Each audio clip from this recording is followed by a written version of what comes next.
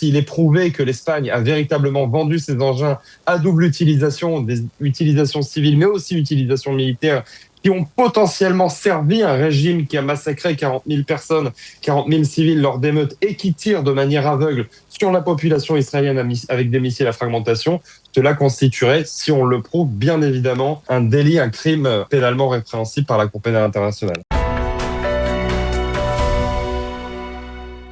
Nous sommes en ligne avec Maître Alexandre Bensoussan, qui est avocat dans le célèbre cabinet d'avocats israélien Fuchs, Herzog et Neeman. Alexandre, bonjour, Boker Tov. Boker Tov, Daniel, comment allez-vous ? Eh bien, nous, ça va, mais on a besoin de votre éclairage sur deux dossiers qui sont d'actualité brûlante. Le premier, c'est un dossier, on va dire, de politique extérieure qui se rapporte à la Cour pénale internationale. Le second, eh bien, il se rapporte à la Cour suprême israélienne. On va commencer par cette requête déposée par l'organisation israélienne Shurat Adin contre le Premier ministre espagnol Pedro Sanchez, qui, on le sait, n'est pas un ami d'Israël particulièrement, et qui se voit traduit, en tout cas, devant la justice de la Cour pénale internationale par cette organisation. La Shurat Adin a demandé donc un recours accusant le Premier ministre espagnol d'avoir on va dire utilisé ou en tout cas commercialisé, on va dire, je vais vous dire exactement les d'avoir prêté main forte, absolument. Voilà. D'avoir prêté main forte à une organisation qui commettait des crimes de guerre, des crimes contre l'humanité. Donc on le rappelle, Shurat Adin, c'est un organisme qui est non étatique. Voilà. Il y a possibilité, tout comme en droit israélien, ça s'appelle une koblana plélit.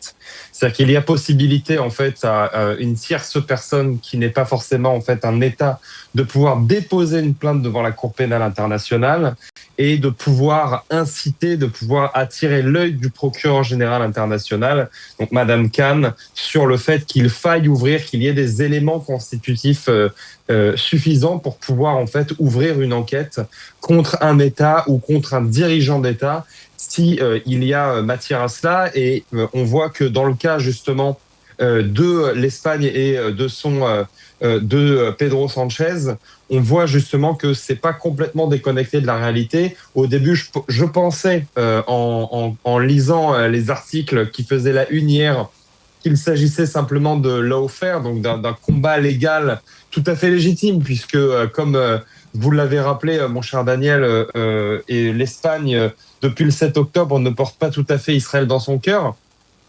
Donc c'est tout à fait légitime, on va dire, étant donné que l'Espagne œuvre sur tous les plans, que ce soit économique, juridique, dans toutes les instances internationales pour essayer de mettre des bâtons dans les roues d'Israël. C'est tout à fait légitime d'essayer de la combattre sur son propre terrain et d'utiliser tous les instruments qui sont en notre faveur pour pouvoir en faire de même. Donc au début, en voyant ces grands titres, je pensais qu'il s'agissait juste de rendre coup pour coup, mais il s'avère que lorsqu'on se penche véritablement sur le contenu du dossier, il y a des éléments qui sont tout à fait problématiques.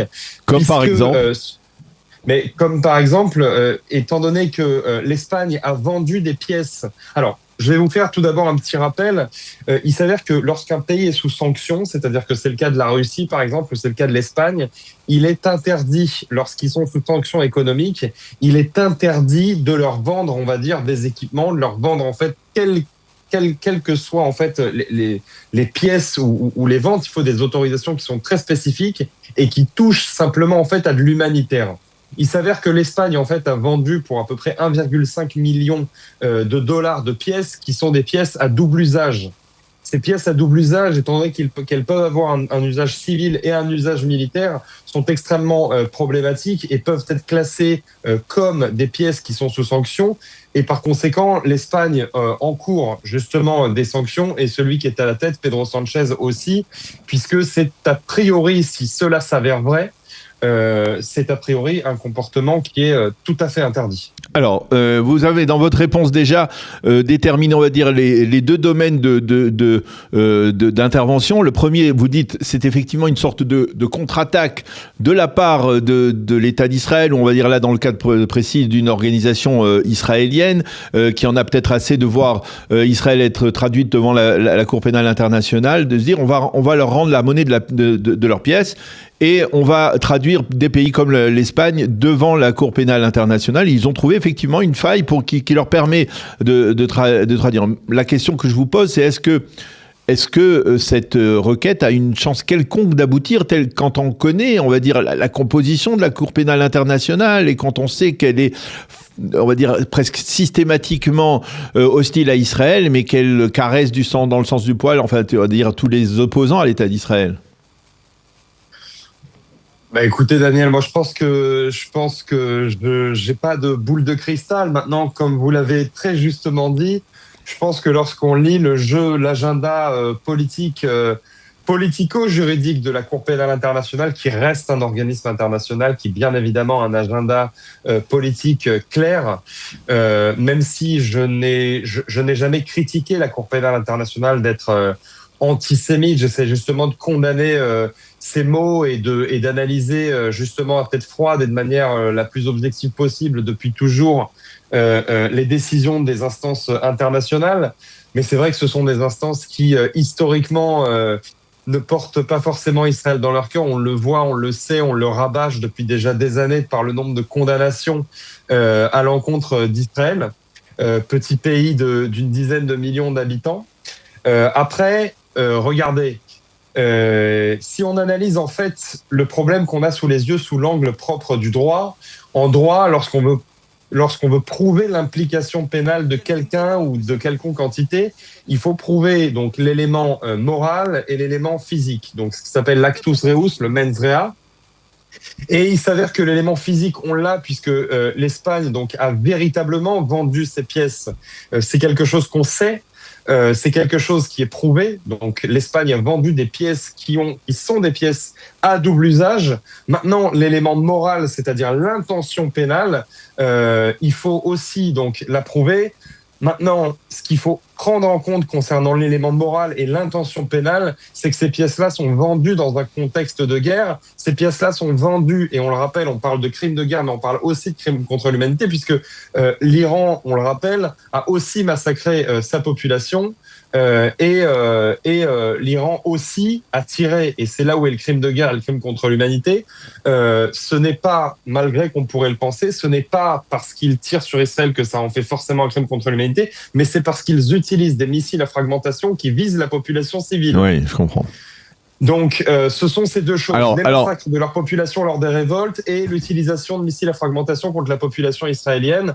Et par conséquent, s'il est prouvé que l'Espagne a véritablement vendu ces engins à double utilisation, des utilisations civiles, mais aussi utilisation militaire, qui ont potentiellement servi un régime qui a massacré 40 000 personnes, 40 000 civils lors d'émeutes et qui tire de manière aveugle sur la population israélienne avec des missiles à fragmentation, cela constituerait, si on le prouve, bien évidemment, un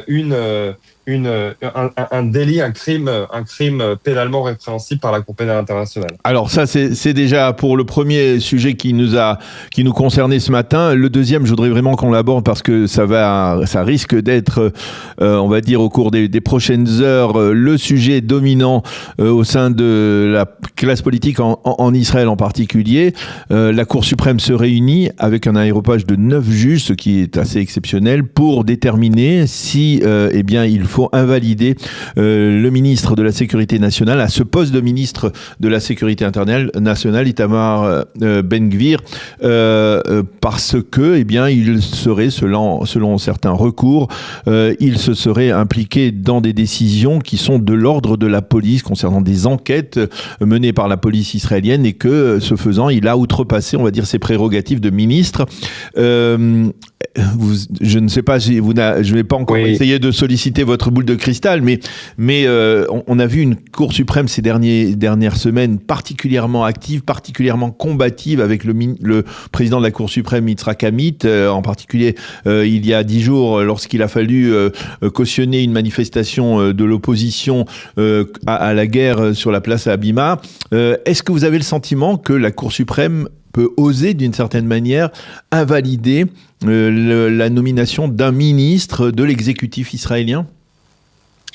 Alors, là, on touche un sujet qui est quand même extrêmement sensible, puisque au-delà, partons du principe qu'il y ait faute. Partons du principe qu'il y a ce qui s'appelle en droit administratif, Hariga Misamchut, C'est-à-dire que le ministre a véritablement outrepassé les pouvoirs qui lui étaient octroyés par la loi. Le problème est que même si les juges en viennent à constater que c'est véritablement le cas, il y a une seconde question qui se pose, c'est la question de l'équilibre des pouvoirs. Oui. De l'équilibre des pouvoirs lorsqu'on parle d'un cas objectif, donc d'un pays qui se porte de manière saine. Mais lorsqu'on parle d'une atteinte à l'équilibre des pouvoirs, et bien évidemment, il est souhaitable que les juges réalisent leur travail comme il se doit et se tiennent dans leurs fonctions et fassent appliquer la loi. Mais on parle non seulement d'une atteinte, donc de facto, qu'elle soit justifiée ou non, donc à l'équilibre des pouvoirs, mais on parle aussi d'une atteinte à l'équilibre des pouvoirs en période de guerre. C'est-à-dire d'invalider un membre de l'exécutif qui, de plus, est un membre de l'exécutif qui occupe une place essentielle à la sécurité d'Israël en cas de guerre. Ça poserait de très sérieuses questions. Ça nous laisserait nous poser de très sérieuses questions et ça pourrait laisser place en fait à de très sérieux problèmes. Est-ce que la Cour suprême peut le faire? Est-ce que la Cour suprême a déjà invalidé un ministre ou condamné un ministre? Oui, on se rappelle parfaitement de Aryeh Ederi. Aryeh Ederi. Et Pinchasi, le fameux précédent Pinchasi, mais eux avaient été condamnés par la justice. Ce n'est pas le cas d'Itamar Ben-Gvir. Avaient été condamnés par la justice pour des fautes qui quand même différaient. Donc c'était. C'est pas la même chose. Absolument. Donc c'était à l'époque pour Shochad. Là, on parle d'une Chariga Misamchut, donc c'est une faute qui est une faute administrative. Je vous avoue qu'il faut j'ai pas l'habitude de me prononcer quand on n'a pas encore suffisamment de détails dans le dossier. Moi, ça me paraît quand même léger. Après, si on parle simplement de pouvoir de la Cour suprême, oui, la Cour suprême peut le faire.